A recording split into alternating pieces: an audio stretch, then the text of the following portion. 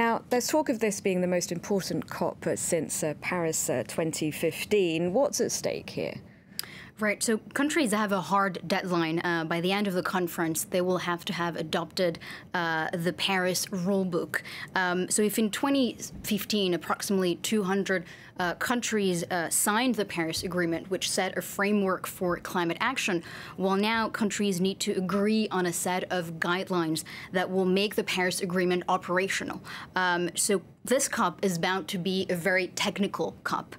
Negotiators will have to get through a 300-page document, and in concrete terms, this rulebook will spell out how countries will communicate their climate plans, the so-called nationally determined contributions, how they report and track their efforts, and how they will transfer funds from developed to developing countries. So this will allow countries to monitor how others are doing, how others are reducing their greenhouse gas emissions. And this is really important because transparency is key. If countries want to make sure that their neighbors are not cheating, that they're sticking to their commitments. So if they have a guarantee that their neighbors are not cheating, well, they're more likely to have a more ambitious climate plan and stick to their commitments as well.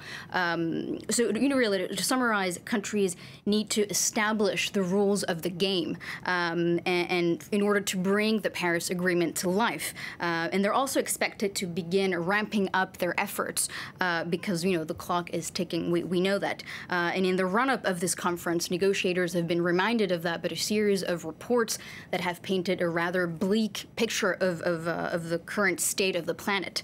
We know, for example, that emissions are on the rise. So it's going to be very important for countries to send a clear signal reaffirming that they will increase their ambitions. Now, these talks taking place in Poland, a country highly reliant on coal, so the location for the talks raising some eyebrows. Right. So this is the third time that Poland hosts the climate convention.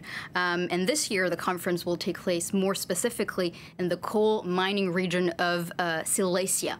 So the Polish presidency raised some eyebrows when it announced that the first COP24 sponsor would be a coal mining company.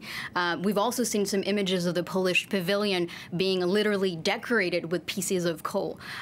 So definitely the Polish presidency will try to leave its mark on this COP and set an agenda that will benefit its domestic interests.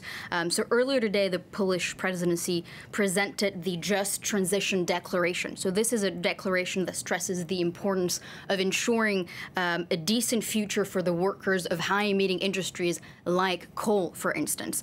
So in many ways, it's seen as an attempt by the Polish presidency to establish a narrative to protect mining jobs. But this is also a theme that resonates with countries like Germany, Australia, Brazil, the U.S., who have made it quite clear that they will protect industrial heavyweights such as coal, automakers, beef farmers, and so on. This declaration has already been criticized as being a little Eurocentric, meaning that it centers a lot on developed nations while disregarding the grievances of more vulnerable developing nations. Now, I remember very clearly the joy and relief back in 2015. Is the spirit of Paris still alive? Well, arguably, you could say that it has lost a bit of its spark. The political will to fight against climate change is has recently faded. And for instance, you have 30 heads of states and government ministers, mostly from Europe, Africa, and vulnerable island nations, who will travel to Katowice this year. French President Emmanuel Macron, who received the Champion of the Earth award earlier this year, he will not travel to Katowice. And above all, the current geopolitical context is not helping the environmental cause. So you have climate skepticism and a surge in economic nationalism, which are hindering environmental concerns.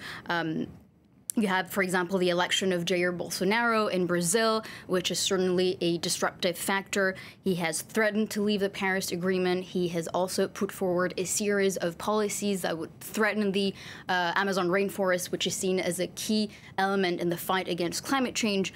In Germany, for example, you have Merkel's image on climate change, which has taken a hit.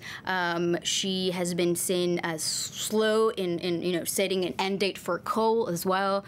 With Brexit, the EU is losing an important ally in the fight against climate change. The list goes on. So you had this alliance of rich and emerging countries which sealed the Paris Agreement. They were instrumental in having this agreement signed. Well, now this is fading away. This alliance is sort of falling apart. So, while you see more and more citizens being concerned about this, on the other hand, you have governments who are struggling to maintain momentum. All right. Thank you very much, Valerie.